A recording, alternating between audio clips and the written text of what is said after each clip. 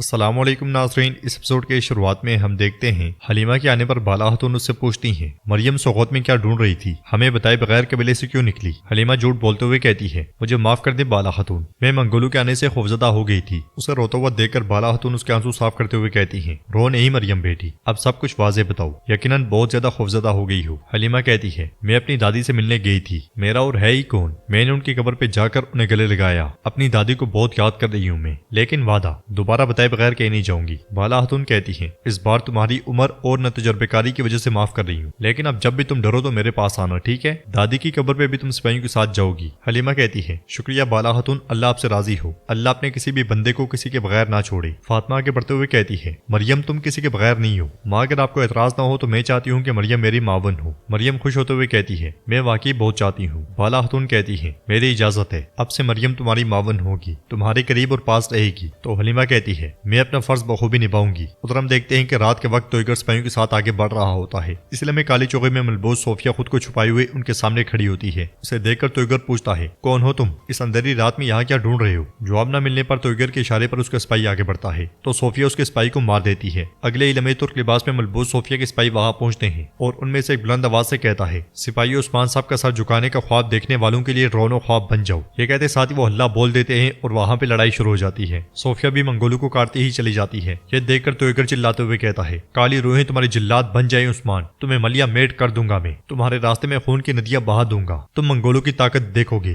اس کے سپاہی مسلسل کٹ رہے ہوتے ہیں تو ایگر وہاں سے بھاگ جاتا ہے۔ صوفیہ ایک منگول کو کاٹنے لگتی ہے تو وہ کہتا ہے تو ایگر اس کا حساب عثمان سے لے گا۔ اسے کاٹنے کے بعد صوفیہ اپنا چہرہ عیاں کر دیتی ہے اور کہتی ہے میں نے اسی لیے تمہارا گندا خون بہایا، میری تلوار پہ لگا منگول خون عثمان کے لیے لعنت بن کر اس کے لیے رونو خواب بن جائے گا۔ یہ کہتے ساتھ ہی صوفیہ آگے بڑھ جاتی ہے۔ ادھر ارحان بیگم خاتون اور البئی کے ساتھ خیمے میں داخل ہوتا ہے مگر عثمان صاحب وہاں نہیں ہوتے۔ یہ دیکھ کر وہ تینوں پریشان ہو جاتے ہیں۔ ارحان ایاز سے پوچھتا ہے میرے بابا کہاں ہیں؟ تو ایاز کہتا ہے حضور محافظوں کی تبدیلی کے بعد یہاں سے کوئی نہیں گیا۔ یہ سن کر بیگم کہتی ہے انشاءاللہ کچھ برا نہیں ہوگا۔ ارحان ایکت کو بلا کر پوچھتا ہے بابا کہاں ہیں؟ تو ایکت کہتا ہے میں نہیں جانتا شہزادے۔ البئی کہتا ہے وہ جنگ کے دوران اکیلے کہاں گئے ہوں گے؟ وہ سب بہت پریشان دکھائی دیتے ہیں۔ ادھر ہم دیکھتے ہیں کہ خیمے میں ایک ننھا سا بچہ بیٹھا سوپ پی رہا ہوتا ہے، اسی لیے عثمان صاحب اس کی دادی کے ساتھ لکڑیاں اور ایک تھیلی اٹھائے وہاں داخل ہوتے ہیں۔ وہ خاتون عثمان صاحب سے کہتی ہیں تمہیں پریشان کیا بیٹا؟ جواب میں عثمان صاحب کہتے ہیں کیسی پریشانی، کیا ایسا کچھ ممکن ہے؟ یہ کہتے ساتھ ہی وہ لکڑیاں اور تھیلی رکھ دیتے ہیں اور پھر ان کے ساتھ بیٹھ جاتے ہیں۔ عثمان صاحب بچے سے پوچھتے ہیں کیا یہ شوربہ اچھا ہے؟ تو بچہ کہتا ہے اچھا ہے۔ عثمان صاحب اسے پیار کرتے ہوئے کہتے ہیں پیو پیو۔ وہ خاتون عثمان صاحب سے کہتی ہیں آپ سلامت رہیں، قدموں میں کوئی پتھر نہ آئے۔ تو عثمان صاحب کہتے ہیں آپ کے ہاتھ بھی کوئی درد نہ دیکھے ماں۔ خاتون پوچھتی ہیں تم کون ہو بیٹا؟ جواب میں عثمان صاحب کہتے ہیں اللہ کے راستے میں ریاست کے نام پہ جدوجہد کرنے والا اللہ کا ایک بندہ ہوں۔ آپ بتائیں ماں آپ کے ساتھ ان کاموں کو دیکھنے والا اور کوئی نہیں ہے؟ آپ کا شوہر یا کوئی بیٹا نہیں ہے؟ وہ خاتون کہتی ہے میرا شوہر جنت کی رہائشی ارطغرل غازی کے لشکر میں شامل تھا اور وہاں وہ شہید ہو گیا، اور بیٹے کی بات کروں تو وہ صاحب ریاست عثمان صاحب کے راستے میں شہید ہو گیا، پیچھے صرف یہ یتیم رہ گیا ہے بیٹے، یہ بھی جلدی سے تلوار پکڑ لے اور ریاست کے لیے قربان ہو جائے۔ یہ سنتے ساتھ ہی عثمان صاحب کی آنکھیں بھر آتی ہیں اور وہ ان کے ہاتھ کو چومتے ہوئے کہتے ہیں ماں جب تک آپ جیسی ماؤں کا وجود ہے یہ ریاست ابدی ریاست ہے،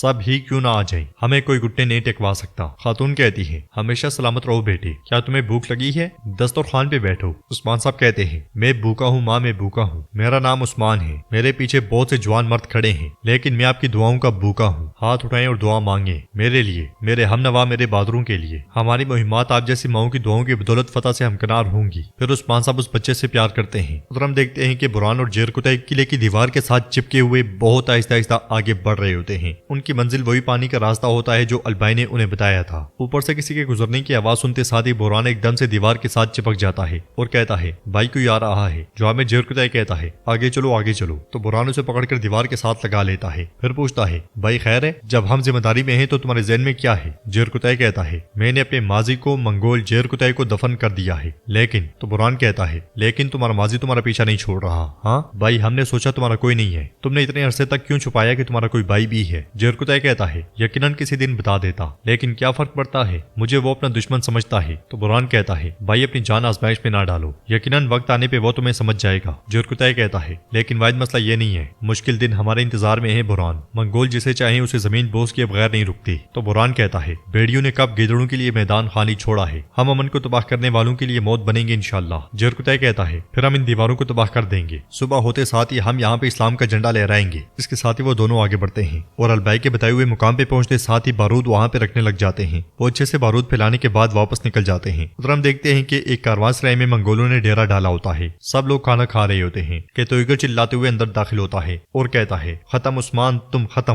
तुमने अपनी मौत के हुक्मनामे पे अपने हाथों से दस्तखत किया है। तुमने न सिर्फ मुझ पे हमला किया बल्कि मंगोल रियासत के खिलाफ ऐलान जंग किया। ये कहते साथ ही वो एक खत पे मोहर लगा देता है और सिपाही को देते हुए कहता है, ये लो इसे कमांडर उलोगा तक ले जाओ। जब उसे खत मिलेगा तो वो अपनी तमाम फौज के साथ यहाँ आएगा। फिर तलवार बेनियाम करते हुए कहता है, नौकरों तलवारें खींचो। ये सुनते साथ ही सब मंगोल खड़े हो जाते हैं और तलवारें लहरा देते हैं। मंगोल कमांडर तोइगर कहता है, खून के लिए, मौत के लिए अपनी तलवारें खींचो। यह सुनकर सब खून खून के नारे बुलंद करते हैं। तोइगर कहता है, हम आज रात खून बहाएंगे और इतना खून बहाया जाएगा कि हम खून के तालाब में तुलुए आफ्ताब का मुशाहिदा करेंगे। हम उन तमाम कबाइल को जलाकर राख कर देंगे जो हमें मिलेंगे। उस्मान अपने किए का बदला चुकाएगा। इसके साथ ही वो वहां से रवाना हो जाते हैं। करारगाह में सब उस्मान साहब के लिए परेशान होते हैं। आइकुत आकर कहता है, वो आसपास नहीं है शहजादे, हमने हर तरफ देखा, कोई रास्ता नहीं और अल्तुतान भी नहीं है। बेगम कहती है, उरहान भी अगर कुछ बुरा हो गया तो? अलबाई कहता है, क्या हमें सिपाहियों को भेजने की जरूरत है शहजादे? उरहान सोच ही रहा होता है कि आवाज आती है, होशियार उस्मान साहब, और इसके साथ ही उस्मान साहब खेमे में दाखिल होते हैं। उन्हें देखकर उरहान बहुत खुश होता है और कहता है, आपके ना मिलने पर हम बहुत परेशान हो गए थे, हमने सोचा कि कोई मसला पेश आ गया है। तो उस्मान साहब कहते हैं, फतूहात सिर्फ किलों के लिए नहीं है, सबसे पहले ये दिलों के लिए है। इसके लिए हमने बहुत खून बहाया, पसीना बहाया, लेकिन हमारे पीछे हमारे लोग हैं जिनके दिलों में दुआएं हैं और उनकी आंखों में आंसू हैं। हमें उन्हें नहीं भूलना चाहिए। बाला को खबर भेजो, उसे फौरी तौर पर फ्लाई मरकज कायम करना होगा, उसे जाती तौर पर हर चीज का ख्याल रखना होगा। हम उस फ्लाई मरकज से अपनी आवाम के तमाम मसाइल हल करेंगे इंशाअल्लाह।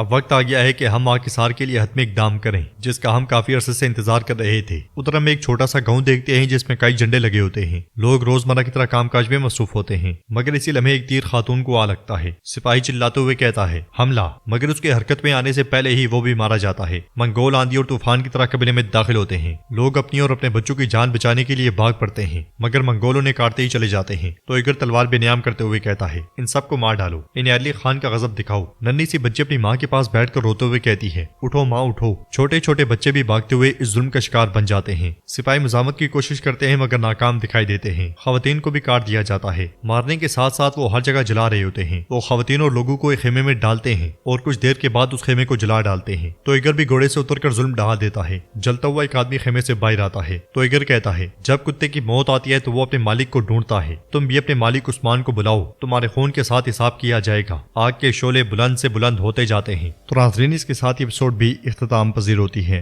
अगर आपको ये वीडियो पसंद आई तो प्लीज वीडियो को लाइक लाजमी करें। चैनल को सब्सक्राइब नहीं किया हुआ तो सब्सक्राइब करने के साथ साथ घंटी वाले बटन को नहीं दबाया हुआ तो उसे भी दबा लें, ताकि नेक्स्ट आने वाली वीडियोस का नोटिफिकेशन आपको मिल सके और आप वो वीडियोस सबसे पहले देख सकें। इंशाल्लाह मिलते हैं नेक्स्ट वीडियो में। तब तक के लिए रखें अपना और अपने इस यूट्यूब चैनल का बहुत ज्यादा ख्याल। अल्लाह निगहबान।